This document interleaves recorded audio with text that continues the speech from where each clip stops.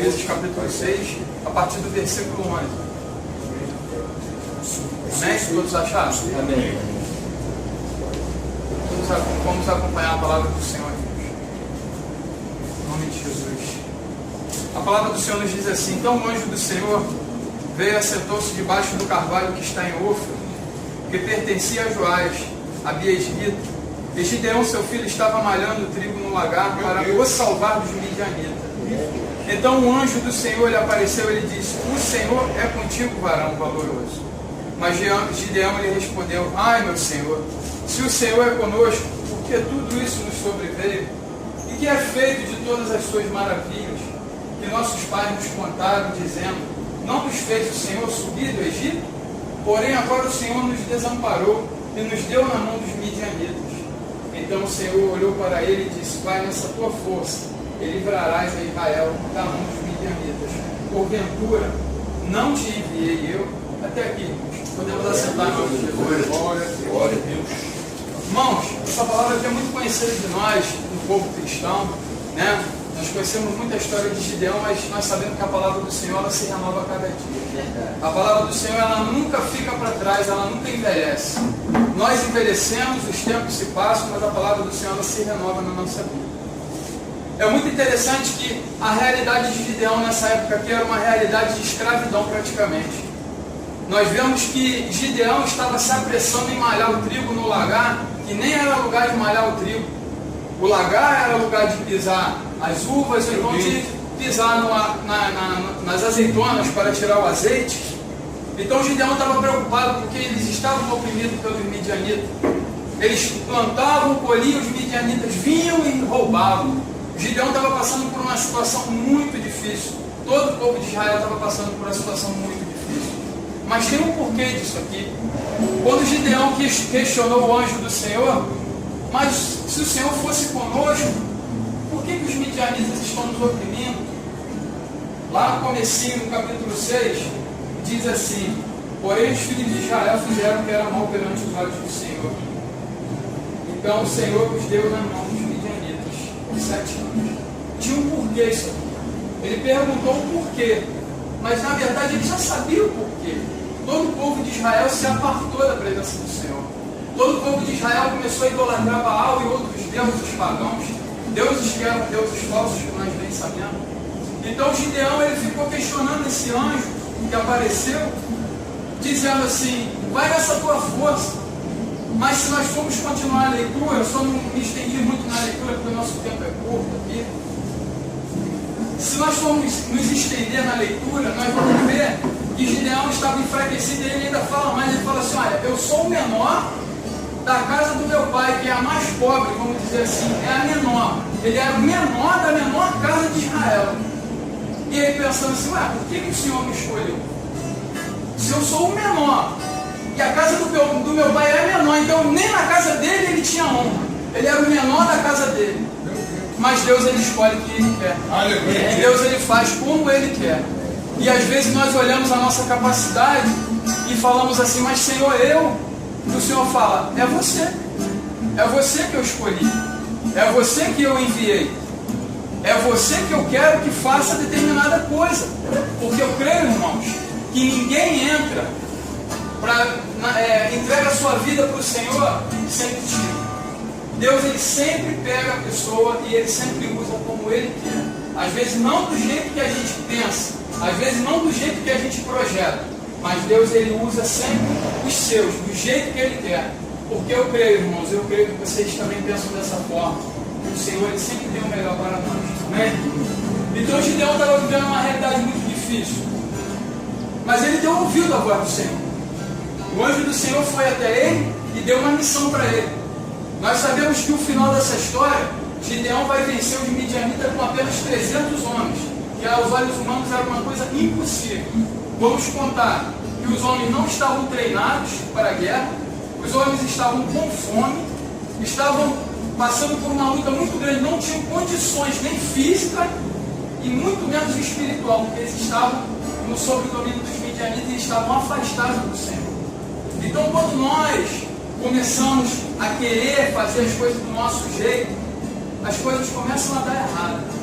Quando nós queremos, às vezes, nossa vida, eu vou tocar a minha vida do meu jeito. Meu Deus. Eu vou tocar a minha vida porque a vida é minha, eu faço dela o que bem quiser. Quem disse que a vida é nossa? Se eu vou ter que dar conta da minha vida, eu vou ter que dar conta.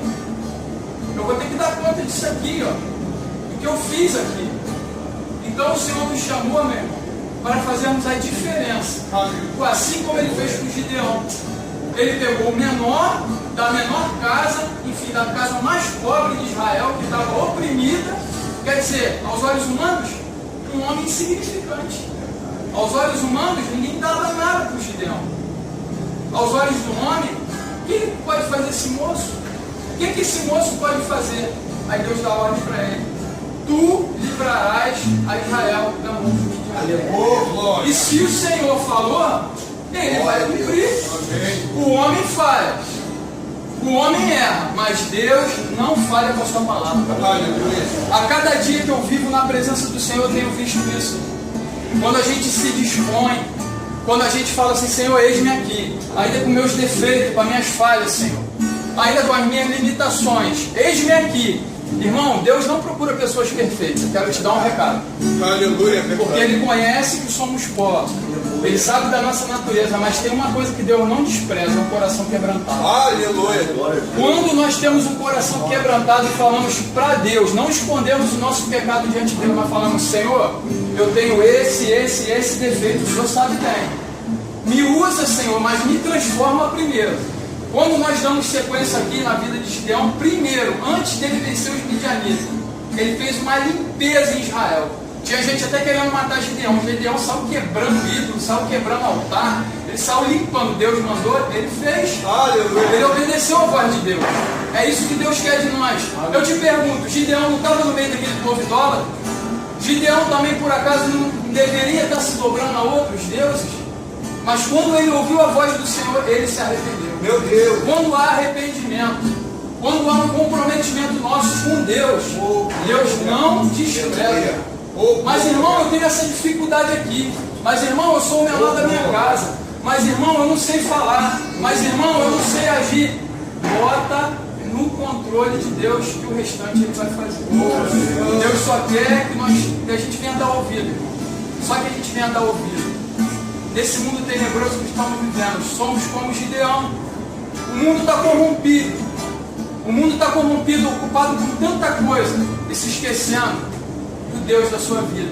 Se esquecendo que um dia vai prestar conta. O povo está esquecendo que um dia ele vai morrer. Ah, irmão, não fala de morte não. Vocês sabem. Eu quero que vocês perguntem ao homem, o cientista mais inteligente desse mundo, se ele sabe o dia que ele vai morrer.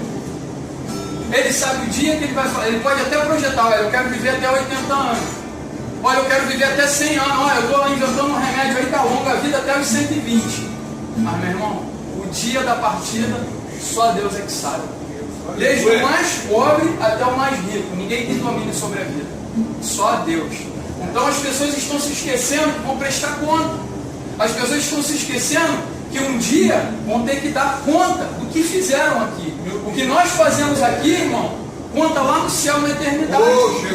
Ou no inferno, na perdição. Dependendo do que a pessoa fizer, dependendo do caminho que a pessoa escolher. A palavra de Deus é bem clara, irmão. Então Gideão, ele antes de livrar o povo da mão dos midianitas, ele começou a fazer a limpeza. Ele começou a fazer a limpeza. Eu quero dizer, irmãos, que Deus não trabalha com a gente de qualquer maneira. Meu Deus. Ele primeiro manda você fazer a tua parte. A parte dele ele já faz. A nossa nós temos que fazer. Senhor, eu tenho essa dificuldade, mas eu não aceito ela. Senhor, eu não me conformo com esse pecado. Senhor, eu não me conformo com essa situação. Senhor, me ajuda. Eu quero mudar. Caiu, irmão? Levanta. Senhor, me ajuda. Não desiste. Não deixa o diabo te acusar. Deus só se entristece quando a gente tem prazer no pecado, meu irmão, mas quando a gente tem o coração quebrantado. E ainda que a gente venha cair naquele erro 10 vezes, mas por 10 vezes a gente se levantar e falar: Senhor, me ajuda. Vai ter uma hora, irmão. Vai ter uma hora que você vai se ver livre daquele pecado. Você vai falar: Senhor, como é que tu fez isso? Sabe qual o mistério? É entregar a vida na mão de Deus e aos cuidados. Só obedecer. Deus só requer a obediência de nós. Então, quando Gideão foi lutar com os homens, os midianitas, ele tinha feito primeiro a limpeza na casa de Israel. Ele tinha feito a limpeza na casa dele. Ele limpou Israel. Depois ele foi lá contra os midianitas E Deus entregou os midianitas nas mãos dele. Assim como Deus tinha prometido. E é assim que Deus faz na nossa vida. Deus nos chamou como Gideões, irmão, para fazer a diferença nesse mundo. Deus nos chamou como Gideões para fazer a diferença. E eu tenho certeza, irmão, como a palavra de Deus nos garante, que o nosso trabalho não é como o Senhor. Nós não servimos a Deus por, sabe, esperando algo dele, não, mas é impossível você ser fiel a Deus e deixar de ser abençoado. É impossível. Ainda que a bênção, às vezes, ao nosso olho parece que está demorando. Às vezes, aquilo que você pediu a Deus parece que está demorando. Se você já fez a limpeza, se você já deu ouvido à voz de Deus, e você já vem fazendo a limpeza na tua vida, mas essa vitória contra os midianitas, que é essa dificuldade que você está vivendo, ainda não chegou, vai chegar. Fica firme, porque tudo tem um tempo determinado. Deus não entrega a bênção nem antes e nem depois, ela chega na hora certa. Então vale a pena a gente pagar o preço. Vale a pena, irmão, a gente dar ouvido à voz de Deus. Vale a pena, irmão, a gente fazer a diferença. Deixa de chamar a gente de louco, deixa de chamar de fanático, deixa. Porque não tem como negar, irmão. As pessoas podem até não falar, mas quando elas vê a vitória chegando na tua vida, elas ficam até quietinhas, mas elas se admiram. Que Deus é esse que está assim? Que Deus é esse que está fazendo isso na casa dele, está transformando o filho dele, está transformando o marido dela, está transformando a esposa dele? Que Deus é esse que está transformando toda a vida e a minha vida continua aqui desse jeito? Opa, peraí, calma aí. Eu vou na igreja com essa pessoa aí, com meu vizinho, eu vou. Essa é a diferença. Vale a pena nós servirmos ao nosso Deus. Amém, irmão? Não vou me alongar mais, Deus me deu até aqui. Amém? Não é por causa nem só do tempo, mas Deus me deu aqui, então não adianta eu ficar. Eu só quero fazer uma oração para os irmãos, antes de terminar. Espero que Deus tenha falado no coração de vocês. Deus falou muito comigo através dessa palavra. Não importa quanto tempo nós tenhamos no Evangelho, não importa quanto tempo, nós sempre temos que estar fazendo a limpeza na nossa vida. Aleluia. Sempre. Oremos. Deus Todo-Poderoso, eu creio que não estamos aqui reunidos à toa. Nós não estamos lendo um livro de historinha para qualquer. Senhor, nós estamos lendo a Tua Palavra. Eu quero te pedir, meu Deus, em nome de Jesus, que essa palavra venha fazer efeito no coração de cada um, começando por mim, Senhor. Começando por mim, Senhor. Faz a obra, Senhor, no coração de cada um aqui, Senhor. Vá de encontro, Pai, a cada necessidade aqui. Visita, Pai. Tudo que essa pessoa trouxe à memória aqui nessa tarde, Senhor, vai entrando com providência. Se é um pecado que essa pessoa está agarrada, Senhor, ainda e não consegue se livrar, livra nessa tarde, Senhor. Vai repreendendo, meu Deus, em nome de Jesus. Meu Deus, se há uma dificuldade na sua casa, meu Deus, vai tocando, meu Deus, vai visitando, meu Deus. Ó Deus, cumpre a Tua palavra, Senhor, que foi pregada nessa tarde na vida de cada um de nós. Assim, Pai querido, eu te oro nessa tarde, nós te oramos e já te agradecemos. Em nome de Jesus, eu agradeço a oportunidade em nome de Jesus.